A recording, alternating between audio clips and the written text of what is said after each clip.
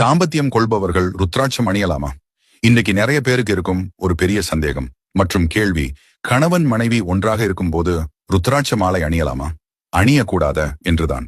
அதை பற்றி தெளிவாக அறிந்து கொள்ள எங்களின் இந்த பொதுநலம் வீடியோவை முழுமையாக பார்க்கவும் சப்ஸ்கிரைப் செய்து கொண்டு உங்களில் எத்தனை பேர் ருத்ராட்சம் அணிந்திருக்கிறார்கள் என்று மறக்காமல் சொல்லவும் எங்கள் பொதுநலம் கமெண்டில்.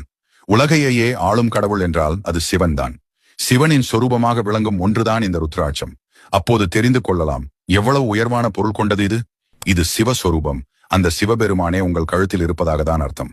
நம் தொண்டை சங்கை கண்டம் என்று சொல்வார்கள். அந்த கண்டத்தில் தான் இந்த நீலகண்டன் இருக்கிறார். அப்படிப்பட்ட இந்த ருத்ராட்சத்தை நீங்கள் அணிவதினால் உங்களுக்கு வரும் கண்டம் அனைத்தும் விலகி செல்லும் என்பது அர்த்தம். அதனால் கணவன் மனைவி தாம்பத்தியத்தில் ஈடுபட்டாலும் இந்த ருத்ராட்சத்தை அணியலாம். அதேபோல் அனைத்து பெண்களும் இதை அணியலாம். தீட்டு காலத்திலும் பெண்கள் இதன் அணியலாம். இந்த உடம்பே ஒரு நாள் தீட்டாக தான் ஆகப் போகிறது. அதனால் இந்த உடம்பிற்கு தீட்டு என்பது ஒன்று இல்லை. ருத்ராட்சத்தை கழட்டிவிட்டு மறுபடியும் மாற்றக்கூடாது. அதேபோல் கழட்டி கீழே வைக்கக்கூடாது. எப்போதும் அது உங்கள் கழுத்தில் தான் இருக்க வேண்டும்.